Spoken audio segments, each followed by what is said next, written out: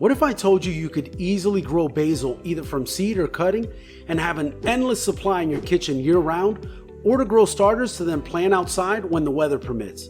Well, in this video, that's exactly what we'll be doing by looking at what it takes to propagate basil from cuttings and even how to germinate your own seed so you always have fresh basil right at your fingertips for all your favorite dishes. Also, stick around till the end and I'll show you the secret to how I water my new seedlings so they never die. So let's get right into it. Let's start by going over how to propagate basil cuttings in water. And to do this, we're going to have to gather a few supplies that'll help us to get started. Of course, we're going to need a plant that has some decent size to it so that we can take cuttings from it, and one that's large enough to continue growing and provide us with more delicious leaves to eat or to continue propagating them. Second, we'll need a jar, or in this case bottles, to hold our water and grow our cuttings in.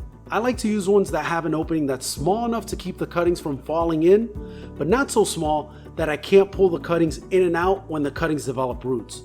We'll also need sharp pruners or scissors, a little rubbing alcohol, a napkin, and of course, water. For propagating, I use tap water. That's what I've used, and my basil cuttings have always propagated for me. If your tap water has a high mineral content, then I would recommend you use rain or distilled water. Okay, we have everything we need, but before we even take a cutting, we need to water our basil the day before we plan on propagating it to make sure the plant is in its best condition and that the cuttings are nice and firm when we prune them off tomorrow. Okay, let's go to tomorrow. The first thing we want to do is grab our pruners and give them a quick spray with our rubbing alcohol to disinfect them and then wipe them down. We want to prevent spreading disease from one plant to another. So with my pruners in hand, I like to look for healthy, non-flowering stems that are about 4 to 6 inches long, and try not to get any stems that are either too woody, damaged, and avoid a plant altogether if it has pests. With this particular plant I'm propagating, the nodes are really close to each other, which usually means it was getting enough light and it's not stretched out. But if you have one that is stretched out, try to make your cuts just below a node. And if you don't know what a node is, it's the part on the stem where the leaf originates from. As you're trimming your basil mother plant, try to give it a nice round shape. This will help it not only to look nice when you're done, but also the next generation of cuttings will all start at the same level and not compete for light as they grow. Also, I want to mention, if you're working outdoors, then the best time to take cuttings is in the morning, when the temperature is cooler, and it'll prevent the cuttings from wilting any more than they need to. If you're doing this inside, then the time of the day is not really that important. Okay, so now we have our cuttings. We'll prepare them by removing a few leaves from the bottom of each cutting. You can use your pruners to make a nice clean cut or pull them off, but I find sometimes if the cuttings are not crisp and you try to pull the leaves off, it takes more of the stem than we want. When you're done removing the leaves, each cutting should have at least one set of leaves and preferably a few more. Now we're ready to plant them. Let's grab our bottle, or in this case bottles, and fill them with room temperature water. Then carefully insert the basil cuttings into the water. During this entire process, make sure that the nodes are always submerged, as this is where the roots will develop. Also, you can place multiple cuttings in the same container, but just make sure they don't overcrowd each other. Now, place them under bright indirect sunlight or grow lights, always avoiding placing them in direct sunlight. The excess of heat and evaporation of water could stress the cuttings and prevent them from rooting. To prevent the growth of algae, I change the water every few days. And when changing the water, I gently rinse the cuttings under cool running water to remove any potential algae or debris from the stems. I then fill the bottle again with room temperature water and put the cuttings back in.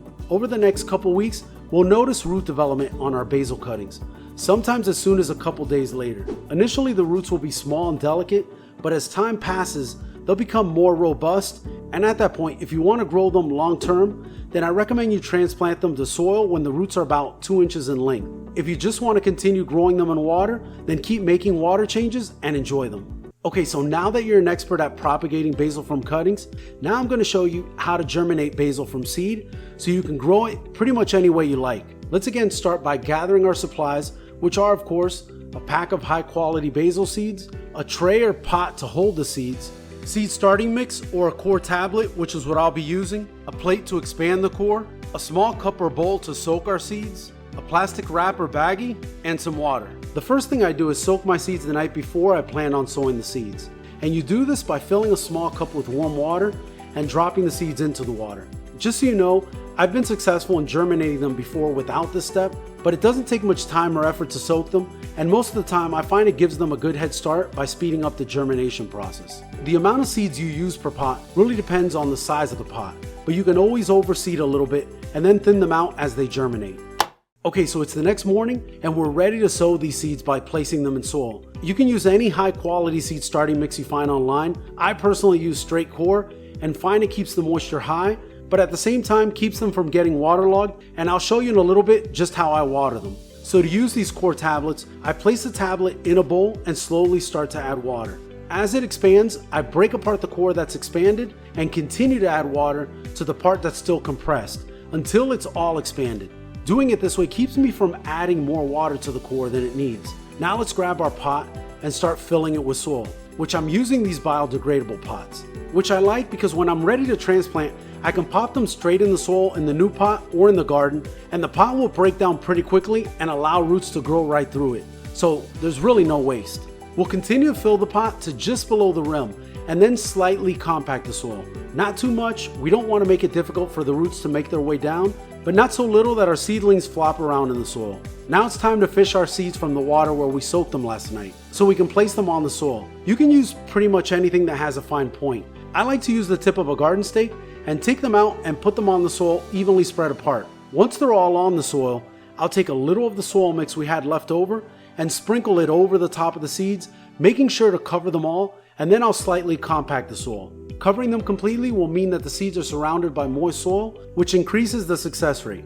Now let's place them in an area with high indirect light, which could be sunlight or grow lights. We just need to be sure they receive 12 to 16 hours of light per day and keep the temperature between 65 to 75 degrees Fahrenheit. I didn't mention this in the supply section, but if you live in a cooler climate, a heat mat placed underneath can help maintain this temperature if you need it. Now, you can either cover them with plastic wrap or place a glass dome over them, and it'll help to retain the moisture and create a stable environment for germination. Within the next 5 to 10 days, or maybe even sooner, you'll start to see your basil seeds germinating. And during this time, your goal is to keep the seed starting mix consistently moist but not waterlogged. You can use a spray bottle to wet the soil whenever it starts to dry out, but something that I've found to work even better, because we reduce the chances of wetting the foliage, which can lead to disease, is to remove the cap from our spray bottle or find a bottle with a small opening, then place your thumb over the opening and allow a couple of drops of water to come out at a time, making sure not to wet the leaves and trying to wet only the top layer of soil in the pot, since at this stage, the roots are not reaching the bottom of the pot. And once most of the seeds have germinated, we can remove the dome or plastic to provide better ventilation and avoid mold from settling in. Once the basil seedlings have developed a couple sets of true leaves and are sturdy enough to handle, it's time to enjoy them indoors and make tasty plates with them, or transplant them into your outdoor garden. If you want more propagation tips and tricks, I recommend you watch this video next so you can fine-tune your propagation technique.